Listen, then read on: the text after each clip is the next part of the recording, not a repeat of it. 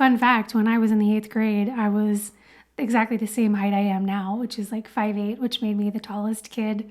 There was one guy actually in our class who was taller than I was, but that was it. I was the second tallest kid in the class. So everyone took one look at me and was like, "You look like you can play basketball." Appearances can be deceiving. Welcome to Pennies and Popcorn, the show about real money lessons from the world of TV and movies. With your hosts, Carla Cash and Robert Davidson, a couple of personal finance geeks and movie lovers. Welcome to today's show. If you remember a few weeks ago, we did an episode of a movie with Rosie Perez that I just really didn't love, and I felt like Turnabout was fair play. So today's episode will focus on another Rosie Perez movie, this time that Carla's not a huge fan of, White Men Can't Jump. Yeah, I wish that I liked sports movies more, but I don't like sports in general. I think they're super boring. And this is a very sports-heavy movie. Although there's lots of fun money stuff going on. There's lots of stuff outside the sports world. If you watch the trailer for this film, the movie title White Men Can't Jump, it implies there's probably some race evolution themes in the movie. The tagline, I think, in the trailer said, "It's not about black, it's not about white, it's about green." Yeah. So the movie producers, they knew when they were putting this out 30 years ago, and that's part of the reason for doing this too. It's got a little bit of resurgence right now. I think ESPN did a recent presentation about the movie since it was hitting its 30-year anniversary for, debuting in theaters. But when they put this together, surely they knew that it would make a great Pennies and Popcorn several decades later, because it's a movie about money with a whole lot of other themes below the surface. It does have a lot of money stuff, which makes for a fun Pennies and Popcorn episode. And yeah, I'm 1,000% sure that that's what they were thinking when you and I were like, we would have been about 8 years old when this came out in 1992. Yes, I did not see it in theaters. I don't think that this would have been a good choice for me at that age. Well, so that's a good segue into a language warning. There is some pretty legit language in this episode. We curse ourselves, but this is kind of like on a different level. There's some fairly intense curse words. Not like our 8 Mile episode bad, but there's... Yeah, that's true. It's not quite that bad. There's a few heated moments between characters, and they don't sugarcoat their language. Yeah, that's true. But there's a little more cursing than this. Then in this sweet love story, It Could Happen to You. I prefer It Could Happen to You to this film, but Rosie Perez is really great in both movies. And I will say I really like her character a lot better in this movie than I do in It Could Happen to You. She's actually pretty likable and like the sensible, down-to-earth one in this movie, more or less. Well, I like the movie because of Wesley Snipes and Woody Harrelson. I thought they both did a great job. When they were casting this movie, so the director, this wasn't his first go-around with sports movies, right? He had done Bull Durham before this, so he knew his way around a sports theme, production. His tryout process included testing the different actors against reasonable athletes to see how they would perform because they needed to look realistic. They had them run through like a training camp at the beginning, so they had like a brief period where both Woody Harrelson and Wesley Snipes, and I don't know if any of the other characters who had minor roles also had to go through these boot camps, but they made sure that people could at least ball or look like they could as part of the show. And then on set, they had Bob Lanier, the Pistons Hall of Famer. He came and said, these guys are both legitimately talented basketball players. In his opinion, they'd risen to the level of talent of being able to play like a Division II basketball program, so a Division II collegiate level athlete, which is saying something. That's really pretty good. He did say that Woody Harrelson had the slight edge over Wesley Snipes in terms of overall ability. Interesting. Yeah, they definitely played basketball much better than I could. Fun fact, when I was in the 8th grade, I was exactly the same height I am now, which is like 5'8", which made me the tallest kid. There was one guy actually in our class who was taller than I was, but that was it. I was the second tallest kid in the class. So everyone took one look at me and was like, "You look like you can play basketball." Appearances can be deceiving. I could not play basketball, cannot play basketball, never could play basketball. It was like the worst sports experience of my life, was being forced onto the basketball team in 8th grade. So what basketball movie from your adolescence do you think inspired you the most? Was it The Air Up There, White Men Can't Jump? Literally none of them. This might be the only basketball movie I've ever seen. You're more of an Air Bud fan? I do remember that there was a movie called Air Bud, and I love dogs. Space So Jam? No. I'm okay. I think I did see Space Jam. I think I saw that. But I'm just so not a sports person. Like, they basically had to grab me by the hair and pull me out onto the court, kicking and screaming to get me to play on that team. It was not pretty. Well, that's too bad. Well, White Men Can't Jump. They're actually in talks for making a sequel. I saw that. Well, like a remake, I think. So, yeah, it's supposed to be coming out. They've cast the guy who's supposed to take Wesley Snipes' role. So, yeah, apparently it's actually happening. Well, there you go. Hopefully, we get some more entertainment here in the 2020s. So, I have a couple other fun facts about the movie. Okay. Did you know that there was a video game based on White Men Can't Jump? I did not. They play a lot of 2-on-2 in the movie NBA Jam. I do, so I think it was literally called White Man Can't Jump. Wow, okay. I'm not 100% sure. Don't quote me on that. What I do know is that it came out on the Atari Jaguar console system. So we're talking back in the day. I mean, this is 92. Wasn't Nintendo out by then? It was, but I guess Atari was still like hanging on by its fingernails. So we actually had an Atari system, and I had to look this up and try to figure out which one it was.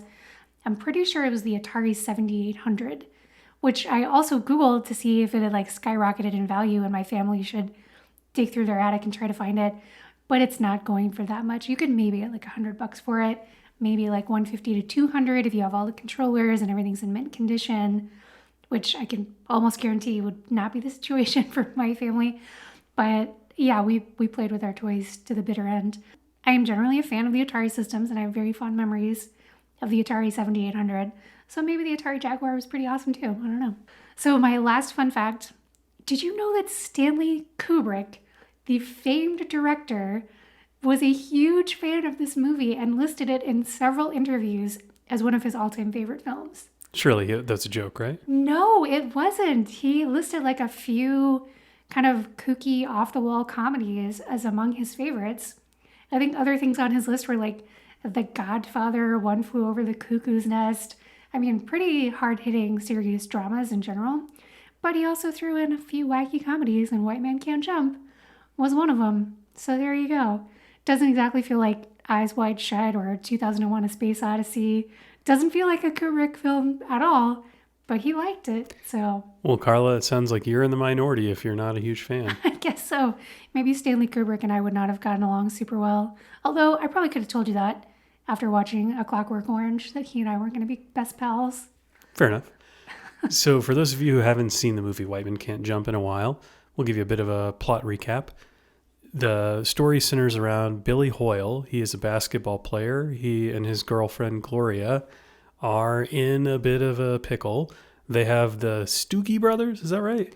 I'm never clear on whether it's Stookie with a K or Stookie with a G, but in any event, it's one of those two. There's those brothers, the Stoogie brothers, are like a mobster pair who are after them. They wanted Billy to lose a basketball game, and he didn't, and he owed them a bunch of money as a result of their losses. And they're on the run trying to hide from him. They've gone all around the country, and they've made it to Southern California.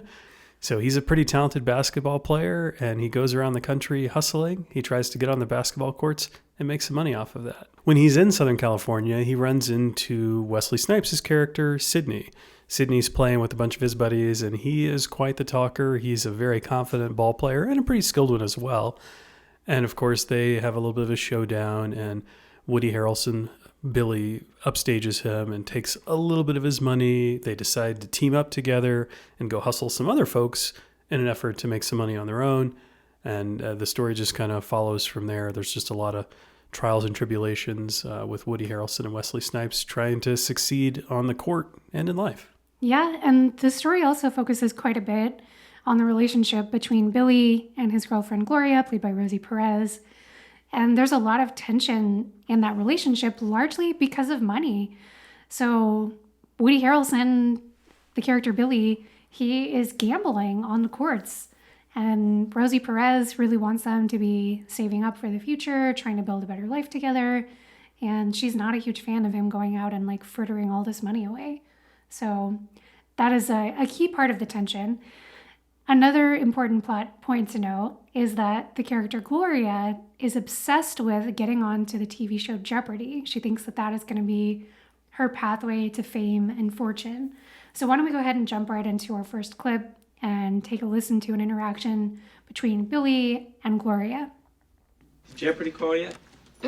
Not yet. But you know something? I'm gonna need a nice dress because when they call, you gotta be ready to go.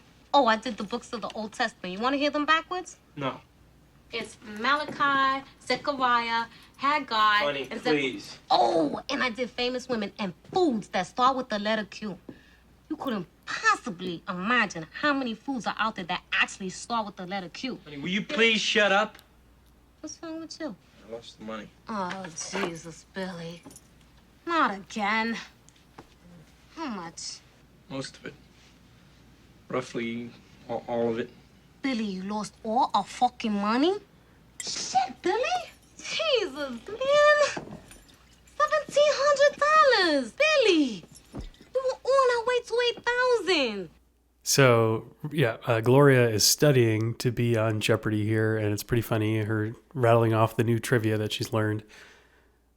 I think this is actually a reasonable thing for her to be doing if she really wants to be on Jeopardy. Fun fact, so we intend for this episode to air on Wednesday, April the 27th with us. On that same day, a friend of mine from high school, Ben Shaw, will be on Jeopardy. He's got a tough road ahead of him. Going into Monday's episode this week, there's a 14-time champion that if she wins on Monday and Tuesday, he'll have to face on Wednesday. So I don't know what his chances are there. Hopefully she stumbles against a lesser opponent and he has a more clean pathway. Ben, we're rooting for you. Yeah, we're really, really excited to watch the episode. I don't know him super well, but we went to his wedding in California a number of years ago, and I'm really, really excited to see someone we know on Jeopardy. He's a super smart guy, so I hope he can take down the current champ and have a nice fun run on Jeopardy. I don't know that he's been studying an almanac or all these random books that... How many foods that start with the letter Q do you think he can name? Ooh. I mean, that's clearly your pathway to winning Jeopardy, right? So it's funny, right? Because, spoiler alert here for the rest of the episode, she does get on Jeopardy, and there is a category, foods with the letter Q, that comes up, which is just hilarious. Books of the Old Testament is also a category for her. Yeah, so it sets her up very well for victory. But what's also funny is I think in 1997, there was an actual Jeopardy category, foods with the letter Q. I don't know if they did that just as a play on what they did, because Alex Trebek had a guest starring spot on White Men Can't Jump. He was really there. It wasn't like a fake Jeopardy sort of setup. So, no, anyway. It was the real deal. Yeah. But, so Ben Shaw is a really smart guy. Is that all it takes to be good at Jeopardy, or what else do you need to be successful?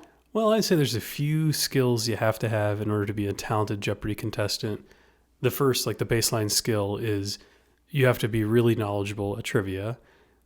That's important, but everybody who goes on the show is pretty good at trivia, right? That's just enough to get you on the show. That's not enough to make you successful.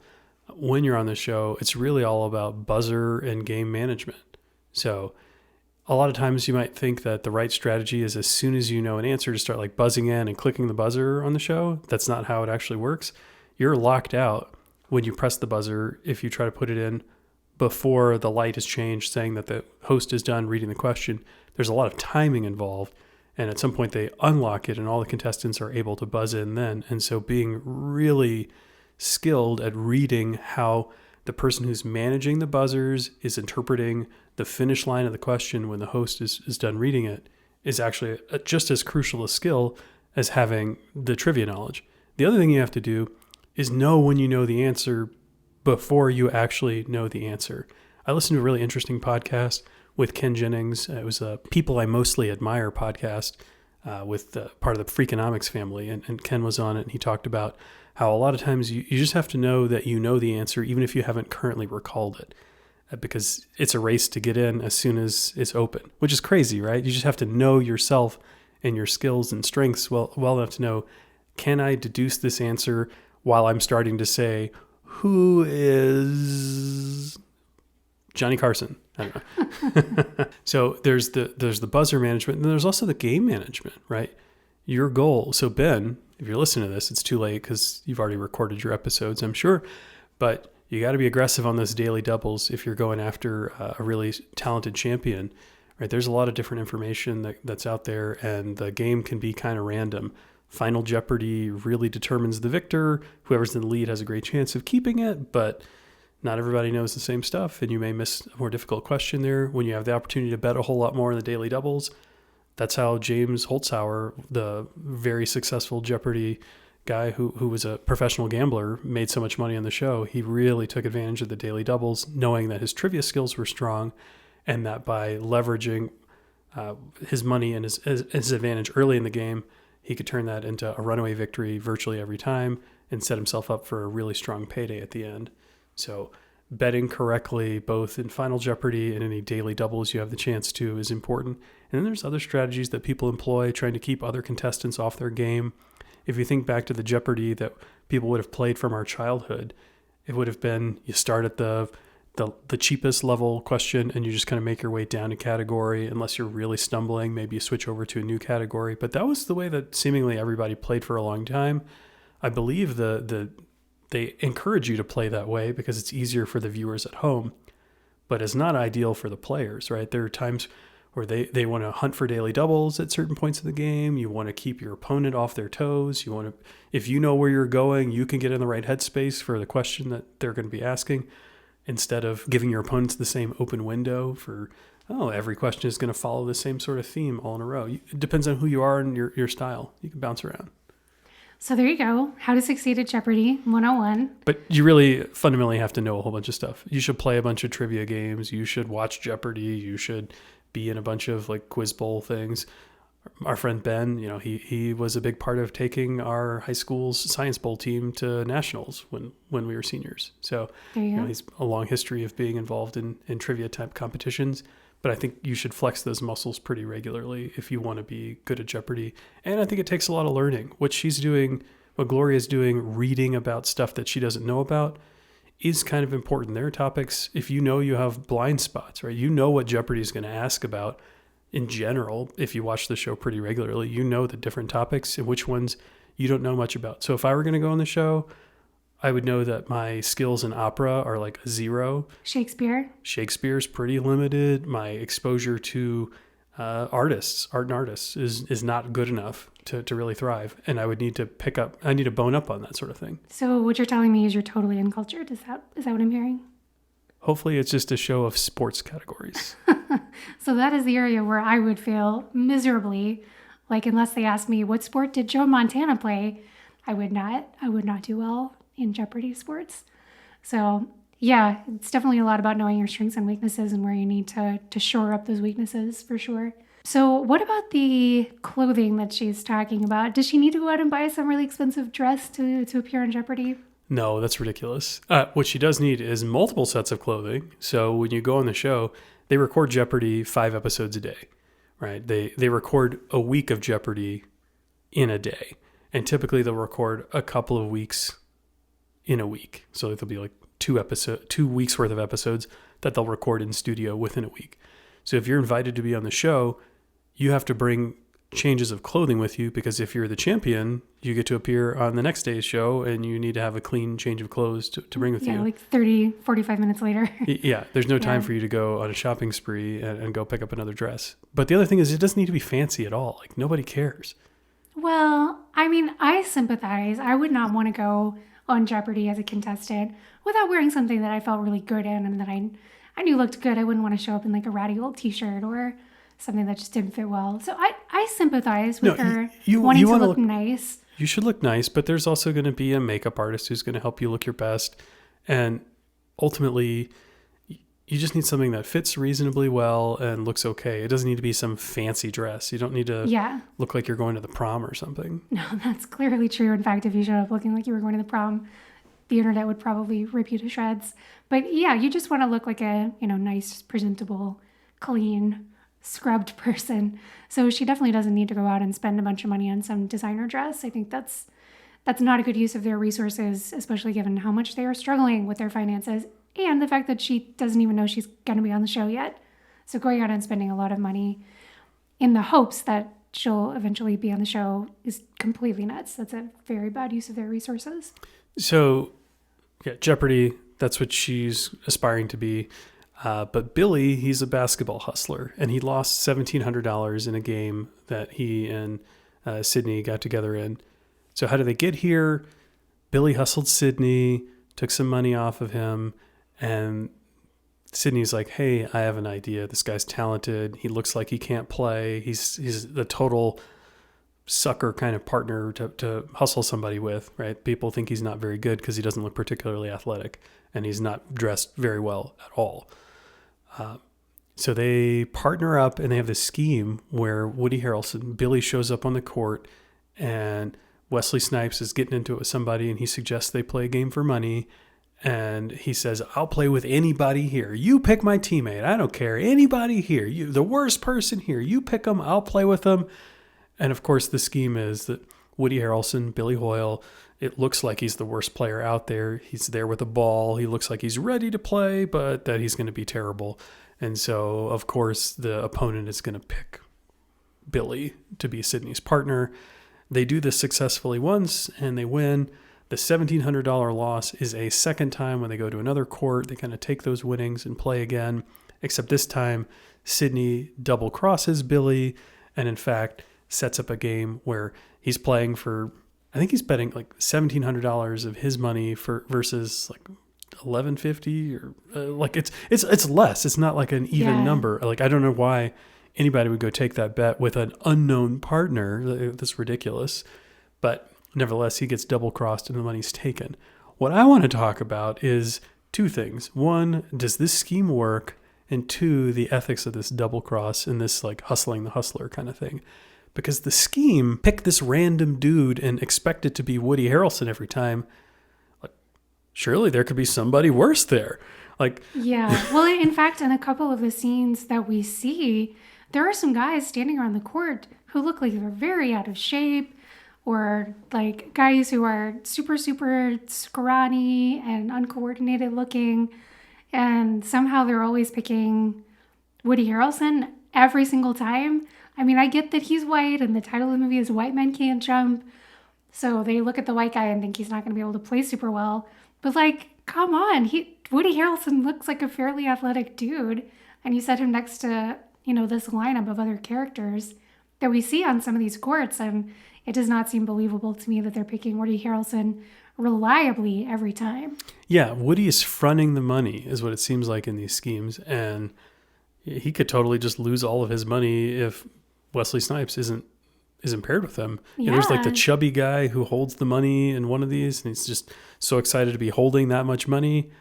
He totally could have been picked as Sydney's partner, and they definitely, I mean, he lost anyway that time. He was throwing the game. But, it seems like a crazy scheme to me, totally unlikely to work. Yeah, I mean, there's always a lot of risk anytime you're hustling somebody else, right? There's risk to your personal safety that the person you're hustling is going to figure out what's going on and get really mad at you and beat you up. There's a lot of risk involved in hustling, but it does seem like they're taking it to an extra unnecessarily risky place by adding this element of like, you pick the dude. All right, let's talk about the ethics. So, I mean, there's nothing really ethical about hustling, period, right? You're taking some steps that indicate that you are a beginner, that you're really bad, that you just are not going to be a very good opponent to this person. And then, oops, turns out I've played this game every day of my life and I'm actually really awesome at it and I'm going to completely kick your ass at it. I mean, what's ethical about that? Like, you should, if you want to engage in a contest with somebody, you should show up and say, like, this is who I am. I'm not making any representations about how good I am or I am not, but let's play the game. Like, why the deceit? I mean, I get it. Of course, the deceit is there because you want to make money, but there's nothing ethical about it. It's dishonest. You are playing your opponent's greed against them. I mean, aren't both of you being a little bit dishonest? No, I don't think your opponent is being dishonest. I mean, aren't they trying to take advantage of your amateur status, your inability to play? Well, not unless they're representing themselves to be amateurs as well.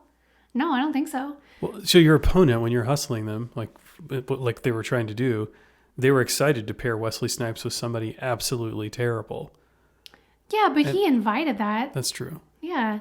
I mean, unless you are someone who is like so honorable that you flat out refuse to play anyone for money who's not at your level, Like, that's kind of a crazy thing. First of all, how would you know that for sure?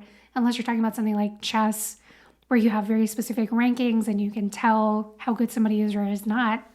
Like on a basketball court, there's no way of knowing how good somebody will or won't be. I mean, look at me. They put me on the basketball team because they thought I was going to be good just because I was tall. And you couldn't even dunk. I couldn't do anything. I couldn't dribble. Like I could barely hold the thing. You could turn the ball over. Well, that's true. That's true. I was good at that. Yeah. Well, except for the fact that I didn't get to play at all. So I'm not sure that ever happened. All right. So let's move past the ethics of basic hustling and let's go to this double cross here. That's like a whole nother level of wrong, right? Yeah, no, I think that's completely terrible what Wesley Snipes did. I mean, I'm sure he justified it in his head that, Woody Harrelson hustled me first. Now I'm just going to hustle him back. But it seems like a completely different scenario. First of all, it's all Billy's money at stake in this hustle where he double crosses him. So he's basically just flat out robbing him. He's completely throwing the game. I mean, I think throwing a game is far worse than pretending to be worse than you are and then letting your true flag fly. Yeah, I agree. All right, so let's progress forward a little bit in the movie. So Billy and Sydney, they have this big falling out over the fact that they lost this game, they lost this money, the $1,700 were gone, and Gloria figures it out that, hang on a minute, you've been double-crossed. They go back to Sydney's place, discover that he's there with the people who just beat him, and like there's clearly some shenanigans going on. So the wives get together, the wives and girlfriends, Gloria and Sydney's wife, and they decide that the two of them can play very effectively together, and there's this big tournament coming up. There's a 2-on-2 tournament with a $5,000 purse. It's being sponsored by some company, and they decide that the right thing to do is for these two guys to get it together and play as teammates in this because they can likely win. And so reluctantly, they get together, they play, and they pull it off. Congrats, they win the money. And of course, Wesley Snipes is needling Woody Harrelson about the way that he plays the whole time because Wesley Snipes is a talker. That's his character. He's a trash talker, and he's giving him a hard time about the fact that he never dunks the ball because he simply can't. And this really gets under Woody's skin, and he makes some pretty dumb decisions based on it. Look, I bet my half of the $5,000 against your half of the $5,000 that I could stuff it. Wait, hold on. Look, Billy, you just won it. Let me give you some words of advice. Take some of that money and go and buy your girl a real pretty dress, okay? Just in case she gets on that damn game show. I mean, you're either stupid or you're dangerous, man. And you can't be stupid because stupid people know they can't push my buttons and piss me off. So you must be dangerous. To who? To yourself. Look, man, I'm taking you home. So I think Wesley Snipes is trying to be a really good friend here, right? They've mended their fences. They, got together and overcame the fact that they have each hustled each other, and they went and they won this huge sum of money, $5,000 together. So now Woody Harrelson is just being such a dope, and he wants to go immediately gamble that money that they just won, which we know they really need because they've got these Stookie brothers chasing them down. Yeah, you're right. Wesley, Sydney, he's trying to be a good friend, although ultimately he allows him to do the bet. He goes for it. Fun story. So in the filming of the movie, right, the final scene of the movie, the final basketball scene, has Woody Harrelson taking an alley-oop and bringing it home, slamming it down. And Woody Harrelson is trying to get in shape to do this on set, to really do it on a standard 10-foot goal. And in a movie like this, no surprise, the characters, the actors, they were betting on random things on the set because they're playing basketball all the time and trying to do all these athletic feats. And they're just betting who can do what and who's going to do it successfully and who won't. And so they need him to be able to dunk for this scene. And he'd been wearing these goofy shoes, these like strength training shoes. I'm pretty sure George Costanza wore something pretty similar to that on an episode of Seinfeld. Anyway, he'd been wearing these shoes, trying to build up his calf muscles, get in a position to where he could reliably go dunk the ball. And they went and they filmed a take, and he wasn't close. And he's like, guys, I could do it. I've done it before. I could do it. He's going to go back to his studio. He's like, Woody Harrelson is totally Billy Hoyle, like in the real world. And he goes back to his trailer. And the director, he goes and lowers the height of the goal down to 9.5 feet because Woody Harrelson just couldn't get up high enough. Without telling him? Without telling him. He's in his trailer. He doesn't know. There's bets with other people. I think Wesley Snipes doesn't know this happens, but the guy, maybe it's the guy who played Raymond, who is an actual basketball player in real life. He goes and they lower the goal down 6 inches. They redo the scene, and of course, Woody Harrelson is able to dunk at that level. I mean, he's not a terrible athlete, but getting up to 10 feet high is no joke with the ball in your hand. So, I mean, I don't think I could dunk on an 8-foot rim. So, anyway. He successfully does it on the 9.5-foot rim, but I don't think he knew for a very long time afterwards that somebody had made it a little bit easier for him to get the shot in. Aw, poor guy. I mean, it's just 6 inches. That doesn't seem like a huge deal, but yeah, that's a tough card to get dealt to find out that they had to cheat for you. That's funny. Yeah. So in the show, though, bad news. Woody fails at the dunking, right? Yeah, he loses all $2,500 to his now, I guess, friend, Sydney. And yeah, he has to go back home to Gloria and be like, oops, I did it again. I mean, it's just crazy that he's gambling this much money away. It really reminds me of the Marshmallow Experiments that they did. Pretty sure it was at Stanford in 1972, where they did this experiment where they had kids sit down, put a marshmallow in front of them, and they told them, if you can wait like 5 or 10 minutes not to eat that marshmallow, we're going to leave you in the room all alone with the marshmallow, but if you can manage to not eat it, when we come back in the room, we'll give you a second marshmallow. So you get to eat 2 instead of just 1. And Woody Harrelson or Billy Hoyle would have eaten that marshmallow before they left the room. Yeah, he totally would have. He totally would have. I always think the marshmallow thing is kind of funny because there could be lots of good reasons to eat just 1 marshmallow instead of 2, right? If you don't want watching your sugar intake or whatever. But obviously the general idea is they're trying to find kids who have more willpower. And then they follow these kids for a really long time and they look at things like their SAT scores, their income later in life, their happiness later in life. I think they even looked at their BMIs, which is an interesting figure to look at. Although from everything that I have heard and read about BMIs recently, apparently they're pretty unreliable and kind of trash numbers that don't mean that much. But in any event, they looked at a bunch of statistics about these kids. And the original experiment was that, oh my gosh, it's amazing. These kids who have the willpower to wait for the second marshmallow tend to have way better outcomes in life. I do think the Marshmallow Experiment has since been a little bit debunked. They've tried to repeat it again and get similar results, and it hasn't been quite as impressive. And actually, I think they recently did a study where they figured out that it's more about the kids worrying what the teachers think of them than it is about wanting to wait for that second marshmallow.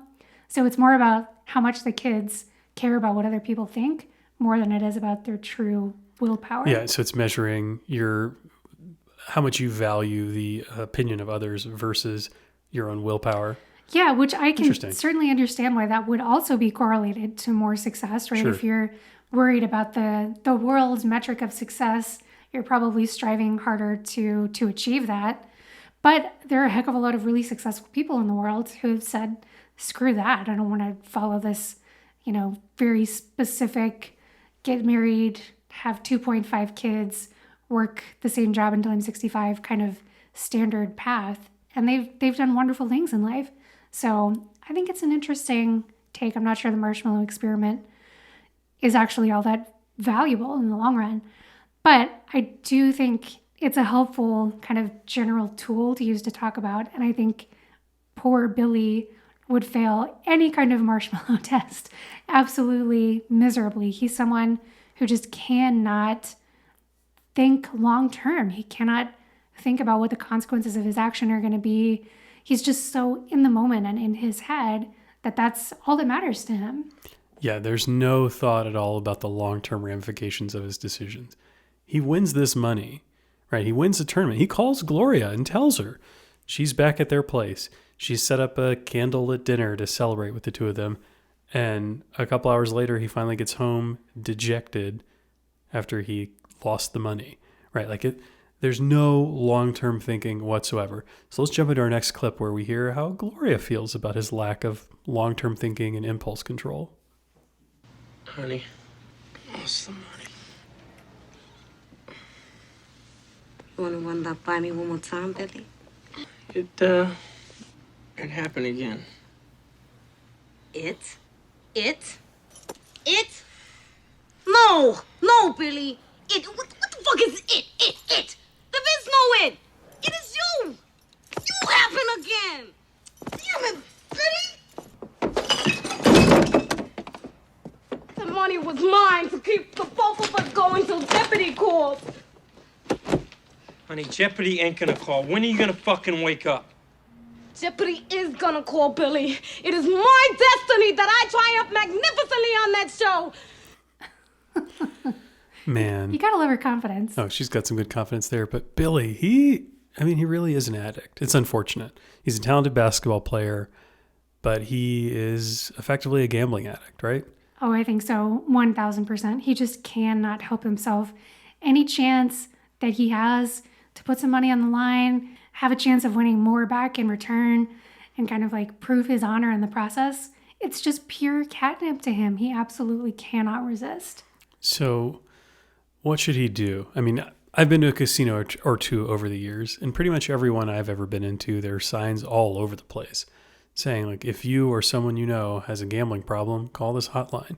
I mean, should Gloria be helping him do that? She for sure should, and he obviously should be taking those steps too. I mean, it is a real addiction. It's not meaningfully different than any kind of like substance addiction.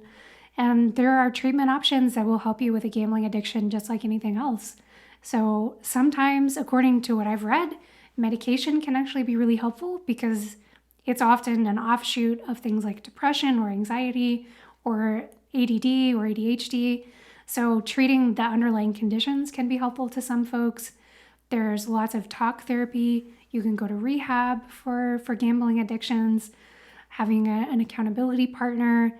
I mean, there's all kinds of really great treatment options, and finding one that works well for you, if you or someone you know is in that situation, is so important. And I think as someone who is, a family member of the gambling addict or a friend, you have to be supportive and try not to be judgmental and thinking, just stop, like, what is the problem? It's not a chemical addiction. Just cut it out. Like that, I don't think that's the right way to think about it. I mean, there are actual strategies that you can employ besides just like a snap out of it kind of approach. Yeah, it's unfortunate. He is definitely an addict, and they don't do a whole lot in this movie to stop it. So Gloria is pissed. She wanted to take the share of the $2,500 that they won and live off of that until Jeopardy calls. But they're on the run from the Stoogie brothers, and they're like moving constantly from hotel to hotel. I don't know if you are as broke as they are, if their approach to life is working out very well. Yeah, hotels are expensive, and I understand that they're on the run, and so they can't stay in one place. But gosh, I don't know. It seems to me that they ought to just be relocating altogether. If they have people who are trying to track them down, I would just move many, many states away. Well, that's what they did. That's what's interesting, right? He was a ball player in Louisiana, and he got in trouble. He's now, he talked about playing against people in Jersey at one point. He's made it all the way over to the West Coast. It's kind of surprising that these two mobsters, because it's not like they're part of a big mob crime family. It's the two guys. They're, instead of doing their other mob business, they're just chasing after Woody Harrelson. Yeah, that's a good point. It's probably not a very good return on investment for those guys. But yeah, maybe they've literally run out of places to run. Like it's either getting, some sort of legal status in another country, or like that's it, they run out of places. But I don't know. The United States of America is a pretty big place. I'm sure they could find some place to go where they could just start over and, get normal jobs and start saving towards a better future and building a better life together where they're not on the run. Yeah. Okay, so she wants it to tide him over till she gets on Jeopardy. I know Ben Shaw from my high school is going to be on Jeopardy. What are her odds of actually getting on the show? So it's her destiny to triumph on the show. To triumph magnificently.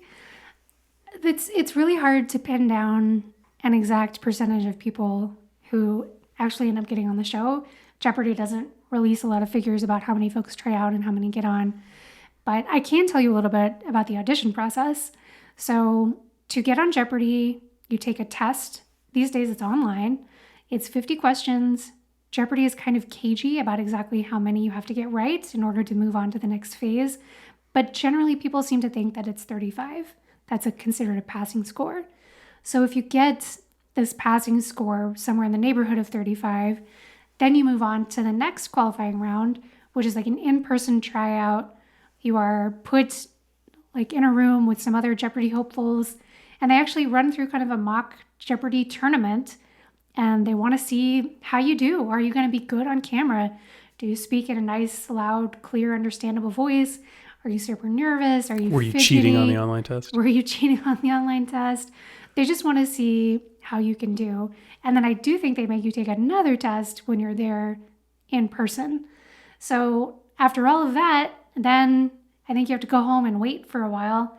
And they gradually pick people out of this pool of folks that they've accumulated as potential contestants. And then you just kind of like Gloria, you wait to get the call and see if you qualify or if they've picked you to be a contestant. Man, if you have gotten through those first few stages of the interview process, I can't imagine the stress you're under to go study then. Oh, right? You needed yeah. to be good at trivia to get to this point, but man, like the dividends of, boning up on your skills in areas that you were a little bit weak are huge. You have to just commit all of your free time to studying, right? Seemingly. Yeah, no, I would think so. If I were in that situation, I would be a maniac just studying all the time. Because there are examples of folks who have made just obscene amounts of money on Jeopardy, right? Like genuine life-changing amounts of money into the millions of dollars. So you got to give yourself a shot at being that person, right? If you've already come that far, you would be trying so hard.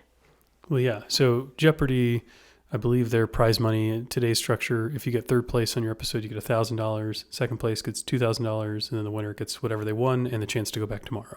Yep, which is by far the most valuable piece of it, right? Right. So, they don't pay for you to fly out or stay in a hotel or bring your fancy outfits with you to the show. So that comes out of your $1,000 winnings. Oh, yeah, absolutely. For the vast majority of people who go on Jeopardy, they lose money in the process, right? Well, I don't know if they lose money, but they definitely don't come out ahead. Yeah, that's for sure. So, is this the kind of thing that you can hang your star on and think this is going to be my destiny as Gloria thinks of it? I don't think so. So there are some like mega Jeopardy champions that have, done really well in life and have become like pop culture sensations, right? Ken Jennings turned his success in the early 2000s on Jeopardy into being, at least for the moment, one of the hosts of Jeopardy. I don't know how long that'll last. They may change up their plans, but that's been really cool for him. And he's made kind of a career off of his trivia skills and knowledge from that. Not many people do. And how many Ken Jennings are there out there who just didn't get the chance because that one day when they were on the show happened to be that random episode where they lost? Before the early 2000s, you could only be a champion for 5 days in a row, and then they reset the deck and started with new contestants. Now you could be a Jeopardy champion until you lose. And there have been a number of 5+ day champions over the years. But like I said, you could easily have the skills and ability to be one of those people and one, go up against a really talented opponent who's already a multi-day champion, or two, like just have the categories not work out in your favor. You could be in the lead by a sizable total going into Final Jeopardy and get it wrong because it just wasn't a question you happened to know. And some random person who's way worse than you, and if you played 100 games of Jeopardy, you might win 90% of them against that person and some other random person. You can still lose that one, and you just never know. It's her skills, I'm sure, are great, but they're not sufficient to guarantee victory. Yeah, there's so much luck involved. If we could take it back to White Men Can't Jump, Gloria does get onto Jeopardy, and she does well. All the stuff that she studied ends up being on the show, and she wins $14,100, I believe is what her winning total was. Mm-hmm. And she gets some money and is excited to share it with Billy. I want you to take 2,000 of my winnings. Okay? Think that's a bad idea. No, it's a good idea. I want you to go out and buy yourself some new clothes. I mean, not for me, I like you the way you are and everything, but when you go out on those job interviews, you gotta look good. Job interviews? Yeah. I want you to aim high. Well, I want to aim high, but I'm just nervous about taking your money again because, I'm afraid I might do something stupid. Take it. I trust you. Oh, Gloria, not a good call. Not a good call at all. All right, so plot hole here. You don't get paid when you walk off the Jeopardy set. It's not like they hand you a big wad of cash for your winnings. Correct. Or they give you a check that you can go take to the bank. First of all, they don't pay you until your episode airs, and I'm not sure it happens immediately after that either. No, according to what I read, it takes like 3 to 5 months for them to just make sure everything's good and you're like a fully legitimate person and that they're actually able to pay the winnings to you. Yeah, so they play this off like this happened immediately, and then she's going to go record again the following week or something like that, and she's giving him some money. She definitely wouldn't have any of that cash. So, 1, ridiculous. 2, should she give him the money? Like he's being pretty introspective here. I'm proud of the growth from Billy. He understands that he has a problem and he might do something stupid. Yeah, he's doing exactly what I was talking about, right? He's trying to put himself in a situation where he doesn't have that temptation. And then she just stupidly is like, no, don't worry about that. You got this. I mean, I think she just doesn't fully appreciate the fact that he really is an addict and that he is not going to make good use of this money. Well, she gives it to him to spend on clothes for an interview. $2,000 in 1992. Oh my gosh. That doesn't sound like a good use of the money either. It's so much money for clothing. So 1992, if we fast forward to today, taking inflation into account, we're talking about roughly $4,100 in today's money. So, I mean, just think of all the clothing you could buy with $4,100. I fully acknowledge you and I kind of live under a rock when it comes to clothing. We just don't shop in like high-end stores. And I'm sure it would go fast if you went to certain places. But I also know there are other places to shop where it would go an extremely long way. And it just seems like such an insane use of money to me to spend all of that just on clothes and think that this is somehow going to be like your golden ticket into some awesome high-paying job. Yeah, I don't know what kind of job he's going to go interview for, but it's not like he has this great resume. Right. He needs to spend some money on putting a resume together. He doesn't. I guess you could go find somewhere with a typewriter back in 1992. You could probably do it at the library. I mean, you could certainly do it at a library today. I imagine in 1992, they would have had some resources to help you with that as well. Well, anyway, his resume, whether it's on paper or not, is not going to be particularly strong for a lot of professional jobs.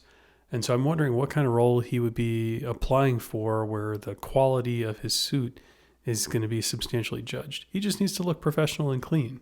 Yeah, I mean, first of all, he should not be buying like an entire wardrobe for work until he actually lands a job, right? That's putting the cart before the horse to go out and buy your whole work wardrobe before you have any place to wear said wardrobe. That's absolutely nuts.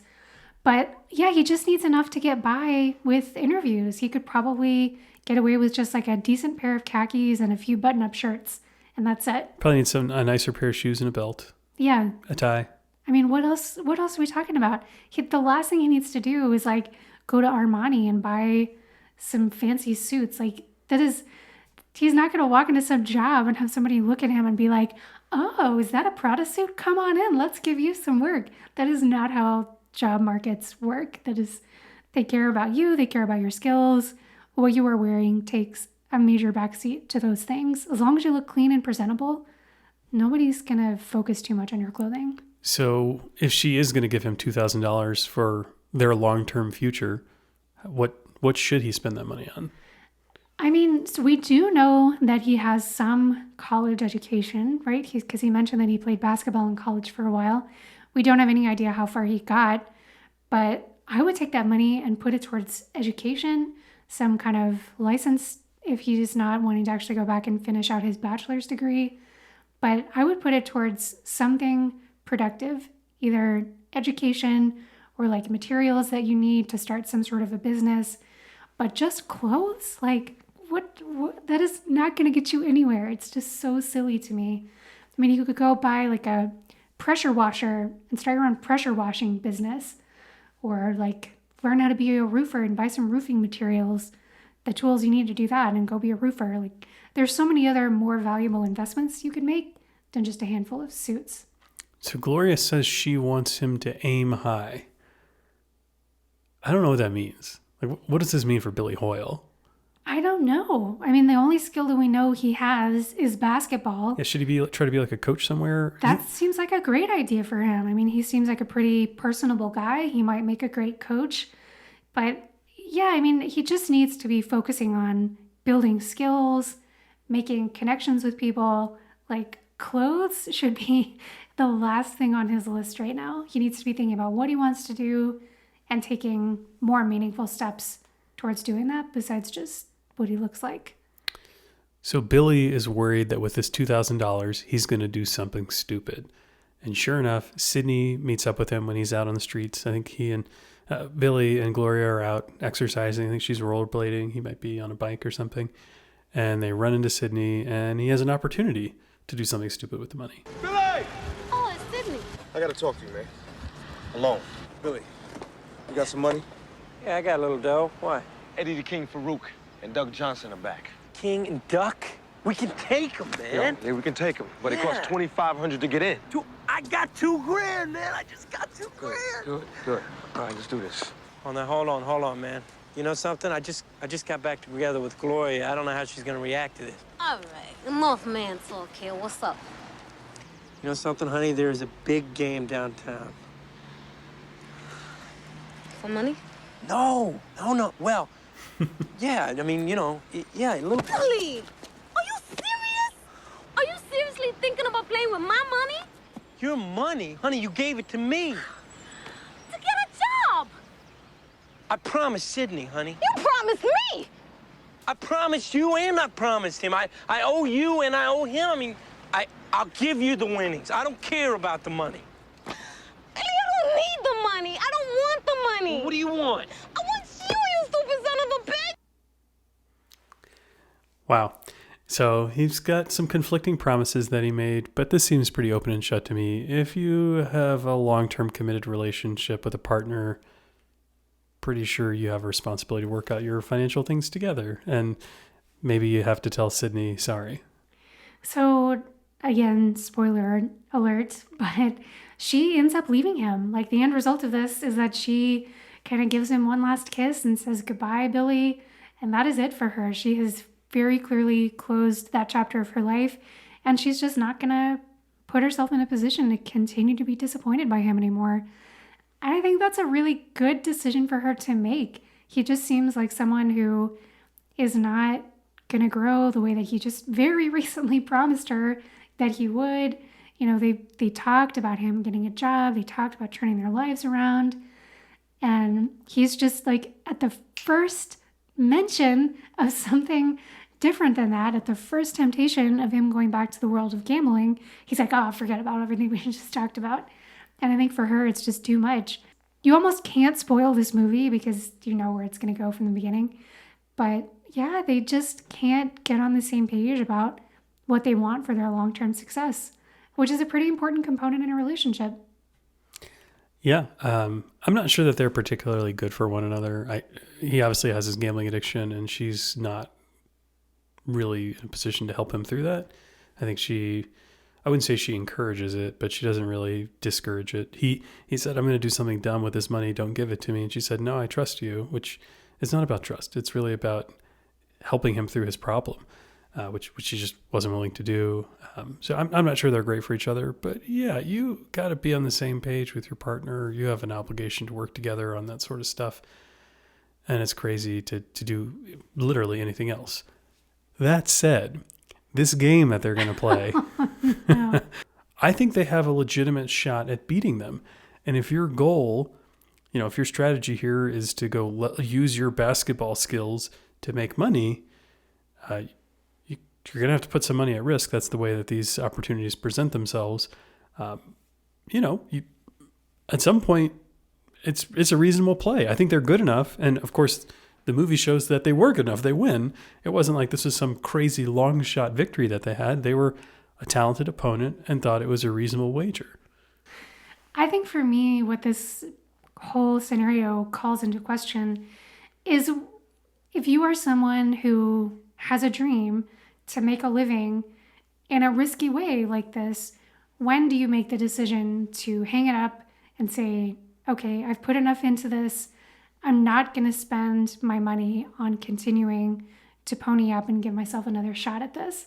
Because this applies to so many different arenas of life, right? So take Gloria. She wants to be an actress. And what she hopes to do with her Jeopardy winnings is basically buy herself enough time to be able to go on a lot of auditions and hopefully get an acting gig and then have that be her long-term career. I don't think there's anything wrong with that. I think it's great. And she's going to have enough money to cover her expenses for a while where she can afford to take that risk and go put herself out there. I think that's awesome.